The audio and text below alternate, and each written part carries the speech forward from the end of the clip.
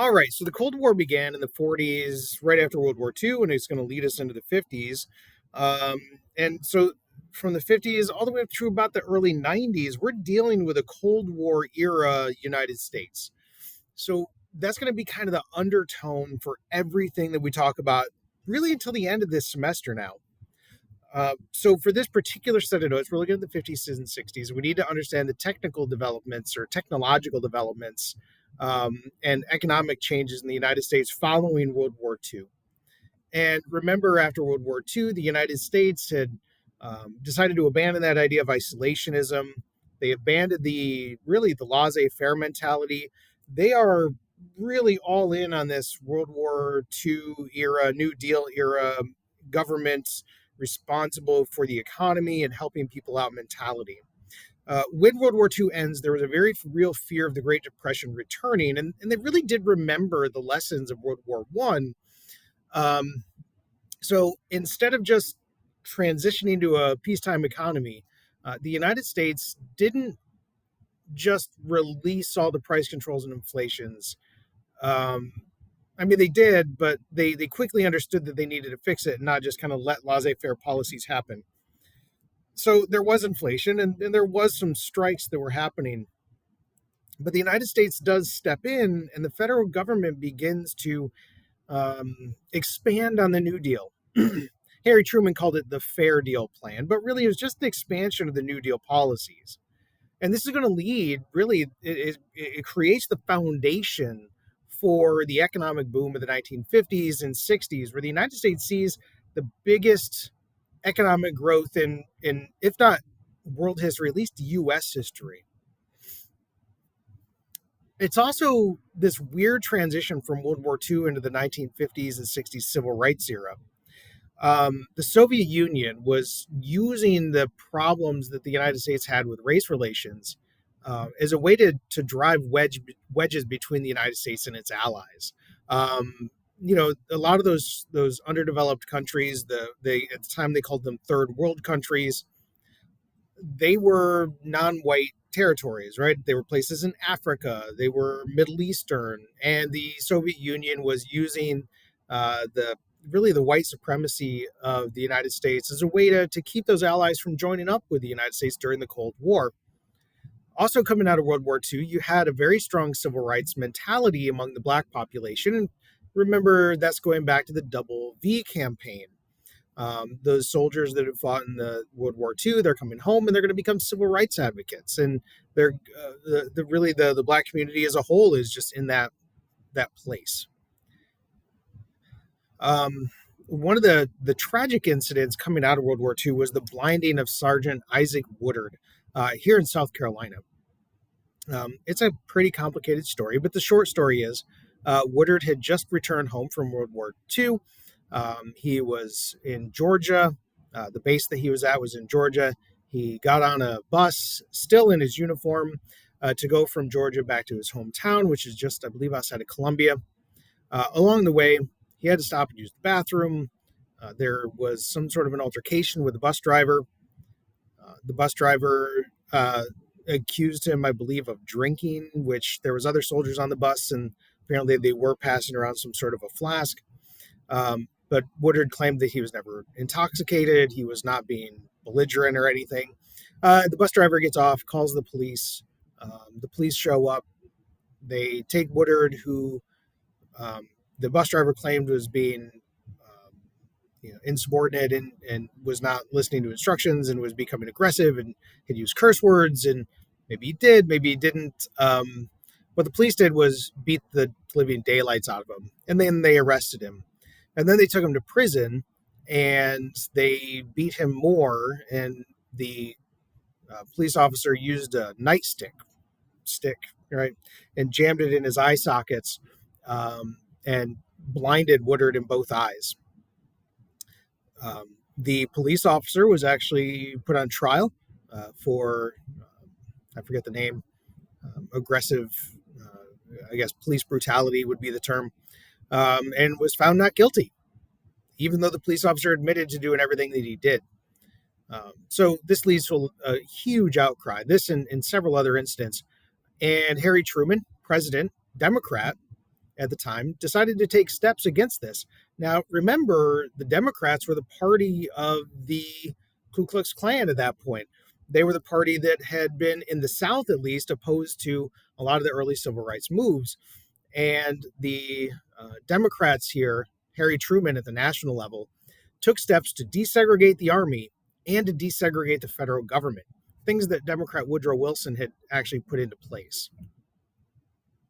This leads to a huge backlash among the Southern Democrats. All right, so we have talked about this before, about when does the party of the Ku Klux Klan become the party that elects the first black president in 2008. This is where the transition is really starting to ramp up. We talked about it with the New Deal, right? We talked about how in the New Deal, at least the Democratic Party was helping more than the others. But now those Southern Democrats are going to they're going to start to splinter away from the National Democratic Party, and they form a party called the Dixiecrats.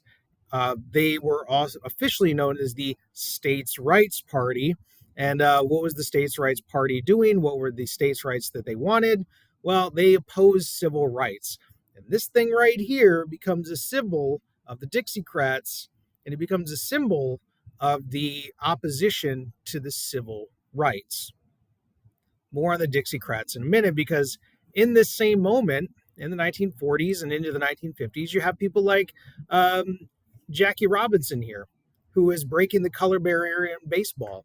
The white Dodgers owner, Branch Rickey, hired Jackie Robinson, and Jackie Robinson faced a lot of scorn because of this.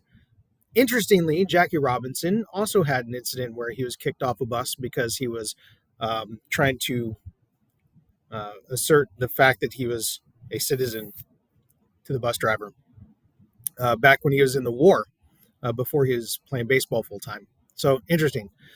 Let's see. So Truman has all these issues. We're going to talk about Truman. We talked about him last time in the other lecture.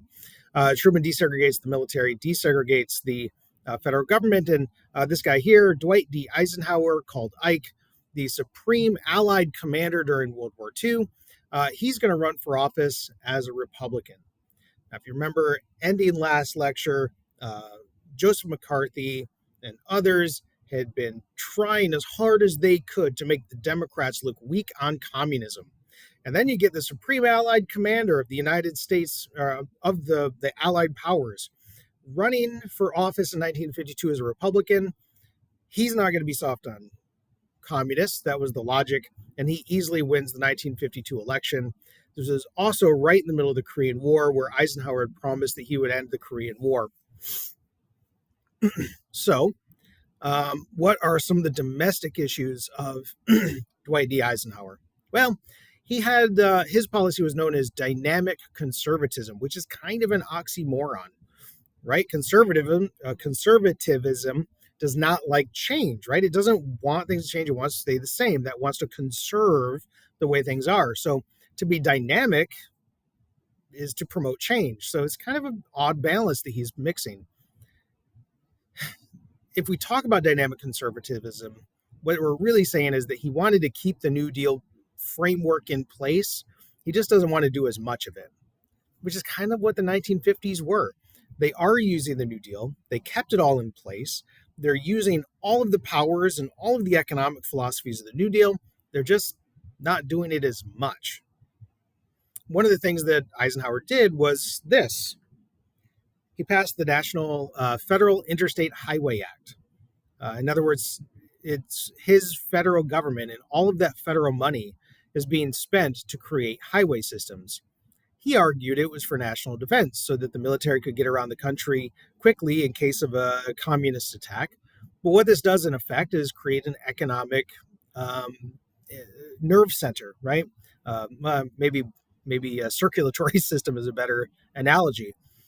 People and money and goods can get around the country a lot faster now that they have these highway systems that directly connect everything together. It's continuing that old tradition of the move west with federal money being used to create a national market. Back in the 1830s and 40s, it was creating railroads. Now it's creating a system of cars. which only feeds into the expansion of a middle class and post-war prosperity. First, you get all those jobs that are needed to build the highways, and then you get all the jobs that are created because the highways created an even better national market, and you get an economy that doubled by 1960. And when the economy is good, well, that means people want to have big families, and you can see that in the baby boom. This red area down here, that is an increased rate of people having babies. And it lasts from, what years is that? 1946-ish, 1947 till about 1965. You see, the post-World War II baby boom had nothing to do with soldiers coming home and being happy to see their wives. It had everything to do with a good economy. And when the economy is good, the birth rate is higher. And the economy boomed in the 50s and 60s, and you get a boom in the birth rate right here. The consumer culture is also helped out by the GI Bill. All those soldiers returning home, the government realized it didn't want to do the same thing as it did in World War I, where you have all of these soldiers returning home. There's a tension about who's going to get their jobs back. There's a tension about all the people living in the certain cities. So instead, what the government did was created the GI Bill, the Servicemen's Readjustment Act. And this does a couple of things. Number one, it gives money for soldiers to buy homes. Well, the homes they're going to buy are going to be out in the suburbs because they're going to buy single family houses. And this leads to an incredible increase in the amount of home ownership in the United States. So they're moving them away from the cities, away from that tension like we saw after World War I. It also gave them money to go back to college, which is going to allow for a more highly educated American workforce. There's also a lot of new technologies that they're going to be using with all of this economic boom. Refrigerators, washers, TVs, all of this stuff is more common. By the end of the 1960s, about 80% of American homes had a TV. So we have the Highway Defense Act. Henry Ford and other companies now are mass producing cars. You get cities now that are based around the car. You can drive to get fast food. You can drive and stay on the hotel at a motel. You have to drive to go to, say, a strip mall where you can have all the stuff you need in one area and you just park in the parking lot. You go to 7 different businesses. This also leads to the white flight, though.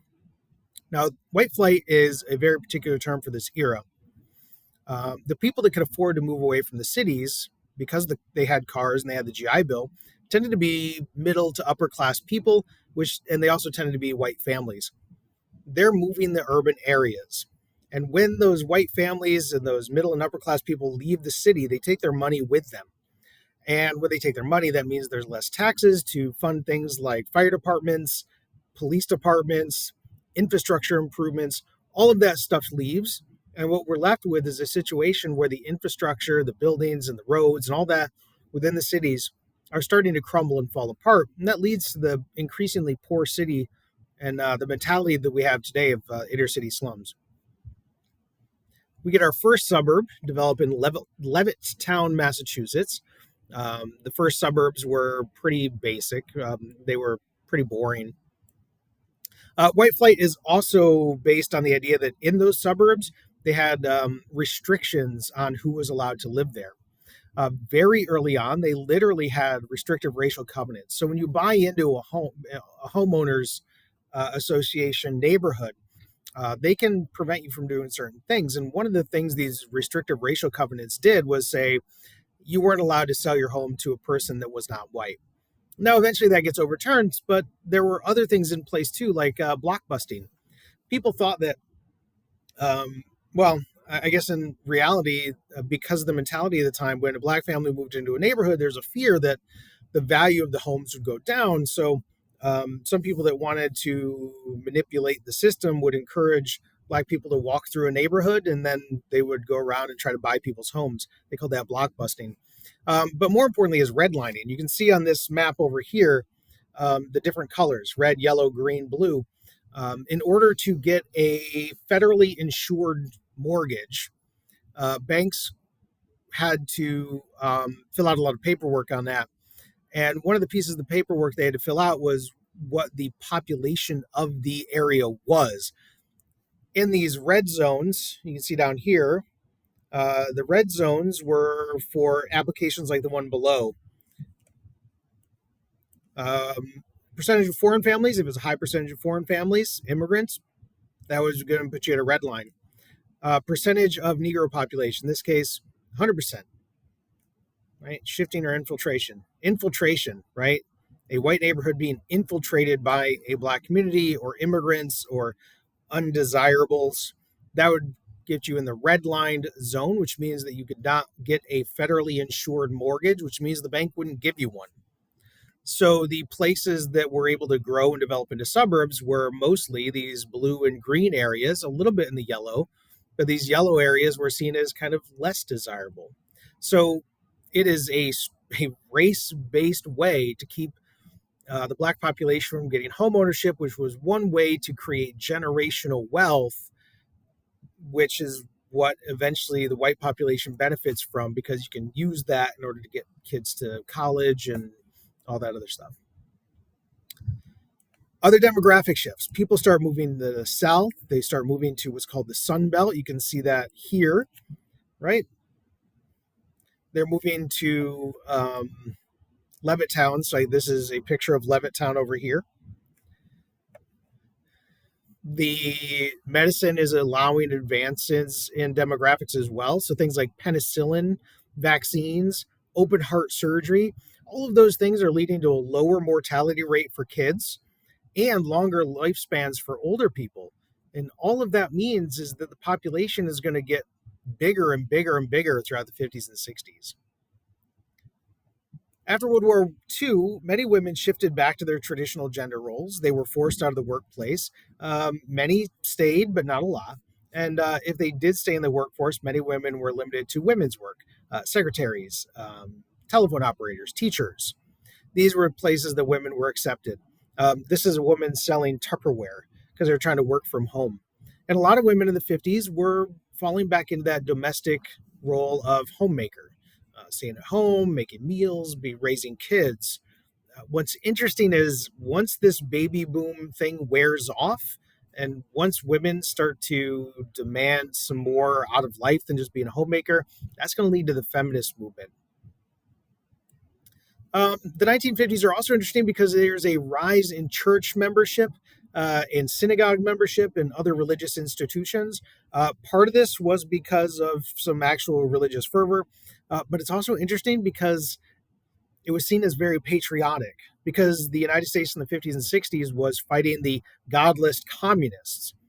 Communists tended to reject the idea of religion because you get your reward for life later after you die. Communists wanted to improve life in the now. Don't wait until die to get some heavenly reward. So there is a contrast between a godly American country and a godless Soviet country. In fact, the pledge we say in the morning has the words "under God" in it, but that wasn't added until the 1950s, and it was added not as a way to talk about how great America was religiously, but as how much better we were than the godless communists. Like that was literally the logic that was used to propose that. By the 1980s, there's an evangelical movement, a kind of a conservative Christian movement that is going to be voting as a bloc for Republicans. And we're going to see that this 1950s anti-communist evangelical movement is still impacting politics today. And even though the economy does boom, and even though the economy is going great, it's not great for everybody. Number one, a lot of people were getting depressed and angry about the suburbs and how boring and monotonous they were and how uniform all the culture was. There's also still a lot of poverty, even amid all of this growing economic boom. About a quarter of white Americans, almost half of black Americans, were living at or below the poverty line. So it seems great, but there's a kind of this hidden undertone, kind of like the Gilded Age. There is a cultural shift in the 50s as well. By 1960, about 85% of all homes had TVs in them. There's also kind of this general angstiness among the boomers, right? This generation that basically had, all of the wealth of the 50s and 60s kind of handed to it. It's not fighting any major wars, but it is terrified of the Cold War. It's looking, and it just got out of Vietnam, or Korea, but there's also Vietnam kind of looming around the corner. And there's this very real kind of angstiness, and we can see that pop up in rock and roll of the era. This is Elvis, and up there in the corner is Little Richard. Um, Also interesting is all of that TV stuff leads to even more mass cultural influences, and it's going to have an impact on ideas. TV is going to be used to promote the civil rights era, where all of this violent white supremacy is going to be put on TV and turns off middle class America. Also, the anti-Vietnam War protests are going to be on TV, and that's going to be a big influence. Speaking of the civil rights movement, Eisenhower supported the idea of civil rights, but politicians don't like to think about this because anytime they make a choice in the civil rights movement, they're making somebody angry. So politicians need to be pushed, pulled, and dragged into making the right choices here. And you can see here, this is Jim Crow stuff right here. And down at the bottom, that is a black schoolhouse. Eisenhower appointed Earl Warren, who's going to be the Supreme Court justice that's in charge with the Brown versus Board decision. And in Brown versus the Board decision, obviously it said that schools needed to be integrated, that to have a separate facility for black and white students meant that one was inherently better than the other. So you can't do that anymore. This was also the United States trying to send a message to the Cold War. Remember, the communists were using civil rights problems to drive a wedge between America and its allies. So this is a way to try to show the allies that the United States was addressing race issues. Interestingly, what the Supreme Court said was that the United States needed to fix the integration problem with all deliberate speed. And Eisenhower really didn't want to do much to enforce that, so he kind of slow played it. Immediately following the Brown decision, all but two Southern congressmen signed the Southern Manifesto, which said that this was nothing more than judicial activism, and that it was the judges that were causing all the racial tensions and problems in the South, and that they would fight Brown versus the Board of Education decisions with all legal means possible. So we like to think sometimes that Brown versus the Board of Education was just simply accepted and then everybody just started to work towards it. But no, it was widely criticized and widely fought, especially among the South. Even in the South, Southerners started to create seg academies or segregation academies. These were private schools that didn't take any public money. And since they didn't take public money, they could discriminate all they wanted because Brown versus the Board of Education was talking about public schools, not private schools. So there's a large private school situation that emerges in the South as a way to get around Brown versus the Board of Education and allow for segregation. And then groups like the Citizens Councils and the Ku Klux Klan and other racist groups really started to emerge once again in the 1950s and 60s. You can see here in this cartoon, this is from a Citizens Council newspaper in April of 1957. So how can we fight against the judicial tyranny and forced racial mixing? In other words, Brown versus the Board of Education. Join the Citizens Council. That's what they said. And what is it that these Citizens Councils would like? Well, number one, they want the Supreme Court to hand down decisions that are based on the Constitution. Apparently, the 14th Amendment doesn't count, where there's equal protection and due process. And they want Christianity restored. And they want schools and colleges to place emphasis on teaching of Americanism and devotion to American ideals and traditions and heritage, coupled with a sense of duty, honor, and obligation. And they want the government to adopt foreign policy based on strength instead of weakness. And they want to end the policy of trying to buy friendship using money rather than strength. And they want to leave the United Nations, and they want to return to good race relations based on friendship and mutual trust and respect instead of forced laws like Brown versus the Board of Education. In other words, they want the black folks to just be quiet and accept their subjugation. But they're not willing to. And we see this here. This is Rosa Parks. Rosa Parks famously refused to move her seat when she was told to move to the back of the bus because the buses were segregated. This was a planned effort. Please do not think that Rosa Parks just did it on the spur of the moment or that she did it because she was tired and physically didn't want to move that day. No. Rosa Parks refused to move because she was a radical, right? She was a civil rights advocate, and she had an organization behind her back when this decision was made. Immediately, the NAACP and other organizations in Montgomery kicked into action and began a year-long bus boycott. That year-long bus boycott, with the white population in Montgomery, or at least the white leadership, did everything they could to break that boycott. This picture right here is not Rosa Parks being arrested when she refused to move her seat. No, this was a couple of months later when they were protesting outside the courthouse. Police officers harassed black carpoolers, right? So if they couldn't take the bus, they would ride to other places. There was an ordinance passed that they couldn't have more than a certain number of people in a car at a given time. I think it was you couldn't have more than two in a car. That way they could pull over black car drivers and harass them and even arrest them. Martin Luther King Jr. was selected to be one of the leaders of the Montgomery bus boycott.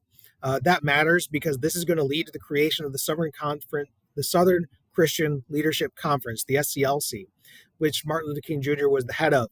And they're going to help, they're going to inspire things like the Student Nonviolent Coordinating Committees, SNCC. And those organizations throughout the 60s are going to be leaders among the civil rights era. And Martin Luther King Jr. is going to use this idea of nonviolent civil disobedience that really informs the Montgomery bus boycotts in order to drive home the civil rights movement. In the end, the Montgomery bus boycott ended when the Supreme Court ruled that segregation violated the 14th Amendment, and the bus protest was victory. Remember Brown versus the Board of Education? Well, in 1957, the NAACP decided to challenge the segregation at Little Rock in Arkansas. They screened about 400 or 500 students, and out of those 400 or 500 students, about 9 of them were accepted into this effort to test that desegregation instruction. Those 9 kids prepared for school, and on the first day of school, they arrived. The Arkansas governor, Orval Faubus, ordered the Arkansas National Guard to block those students from entering in the school. They were terrified of 9 black school children.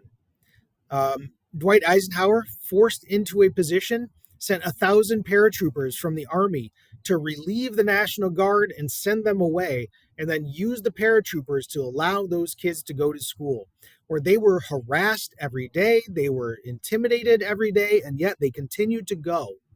Of the 9 students that went, 8 of them graduated that year. And then when school was over that year, they closed Little Rock High School rather than allow it to continue to be segregated. It's important to recognize that discrimination and racism doesn't just hurt the black population, it also hurts the white community. And in this case, you can see that when they had to close down that high school. In the end, Eisenhower really avoided any big issues and tried as much as he could not to. But he's going to be forced dragging his kicking into the civil rights issues and trying to end McCarthyism. That leads us into the 1960s, however, which I think is going to be part 2.